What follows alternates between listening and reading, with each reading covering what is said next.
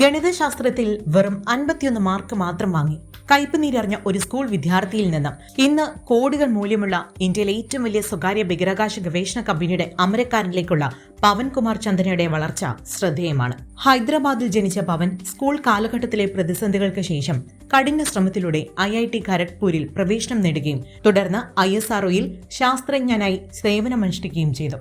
GSLV Mark III ഉൾപ്പെടെയുള്ള പ്രധാന rocket പ്രോജക്റ്റുകളിൽ നിർണായക പങ്കുവഹിച്ച അദ്ദേഹം സ്വകാര്യ ബഹിരാകാശ മേഖലയ്ക്ക് തുടക്കം കുറിക്കുക എന്ന ലക്ഷ്യത്തോടെയാണ് ISROയിലെ സുരക്ഷിതമായ ജോലി രാജിവെച്ചത്. തുടർന്ന് സഹപ്രവർത്തകനായ നാഗഭാരത് ദാഖെയുമായി ചേർന്ന് അദ്ദേഹം സ്കൈ റൂട്ട് എയ്റോസ്പേസ് എന്ന സ്റ്റാർട്ടപ്പിന് രൂപം നൽകുകയും ബഹിരാകാശ രംഗത്ത് വിപ്ലവം സൃഷ്ടിക്കുകയും ചെയ്തു.